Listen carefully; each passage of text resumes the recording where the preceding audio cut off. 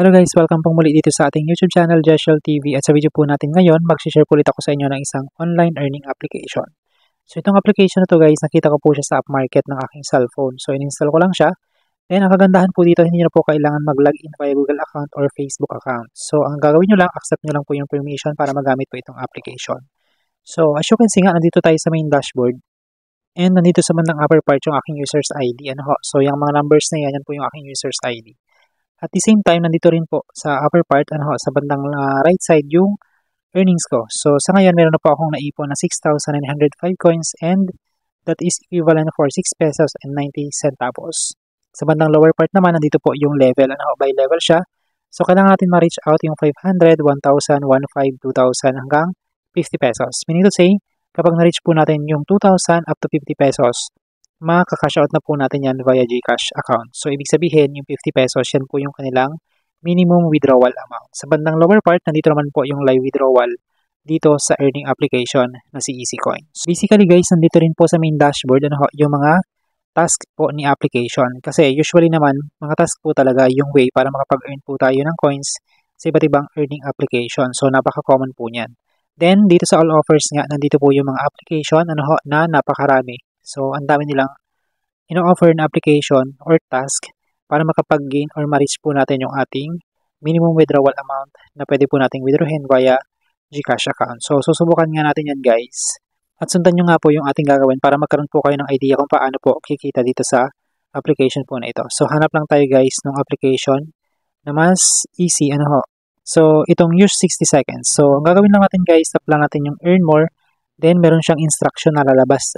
Pagka natap natin siya, meron siyang instruction na ibibigay sa atin para makuha natin yung kanilang ino-offer na coins. So, sabi dito, Super Easy Slot. So, nag-offer po siya ng 5,238 coins. So, complete 2 steps and get 5,238. So, install Super Easy Slot, makaka-receive tayo ng 262 coins. And then, i-claim natin siya later on. So, pagkatapos natin siyang install guys, gagamitin daw natin siya ng 60 seconds to get another 4,976. So, gagawin natin, install na lang muna natin. So, install natin siya. Punta tayo ng Play Store.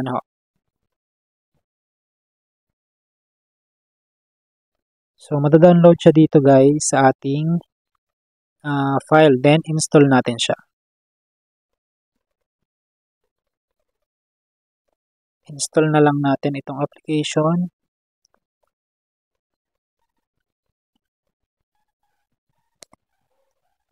So, open na nga natin guys itong application kasi naka-install na siya. So, ganun lang po siya kadaling i-install sa ating cellphone. So, ang gagawin lang natin guys, kasi nga na-install na natin siya, as per instruction kanina, babalik tayo dun sa application para makuha po natin yung number 1 na ino-offer nilang coins.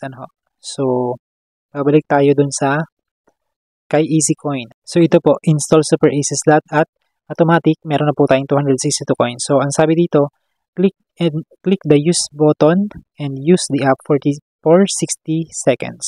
So, makiklaim natin po dito yung 5,238 coins. Use natin siya guys.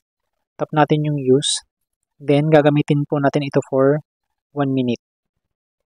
So, scroll lang natin guys yung application para ma-reach out po natin yung 60 seconds. Yung 1 minute na ino-offer ni EasyCoin para matanggap po natin yung rewards coins. So, ganun lang siya kadali. Ito. Gawin lang natin na 1 minute po yung pag-scroll dito sa application. Then, check natin siya from time to time kung na-reach out na nga po natin yung 60 seconds. So, play 0 seconds. Meaning to say, ay na-receive na nga po natin yung or na-reach out na nga po natin yung 1 minute. So, tips, your task was successfully submitted. Okay lang natin siya guys.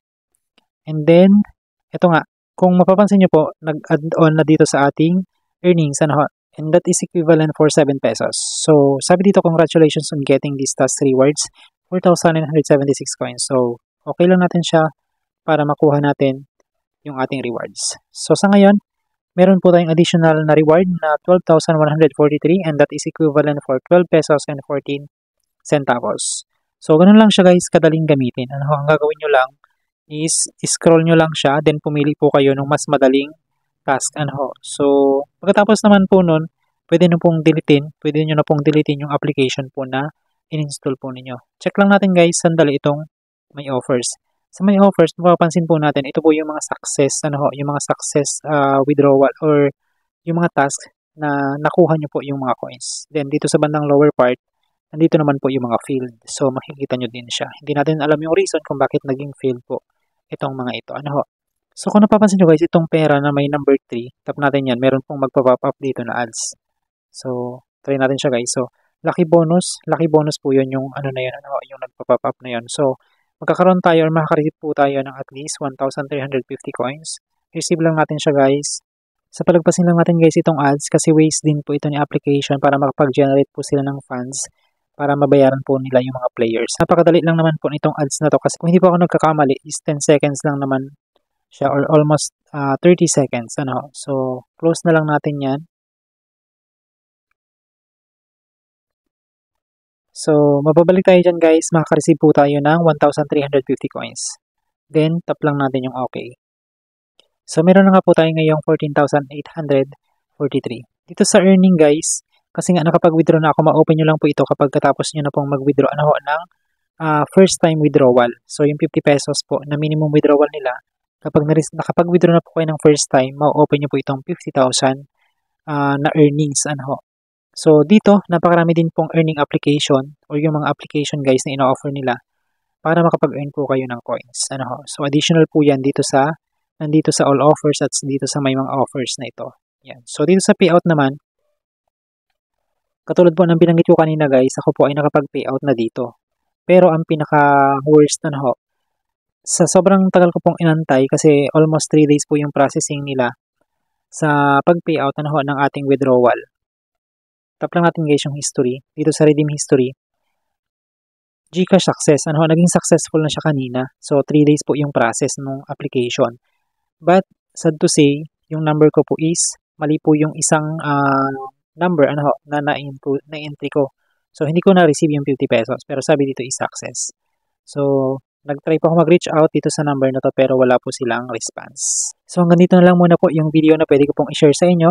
Kung nagustuhan nyo po yung content natin ngayon at gusto nyo po yung mga ganitong content, please huwag nyo pong kalimutan mag-subscribe, paki-bell all nyo po para maging updated po kayo sa lahat ng video na ating i-upload.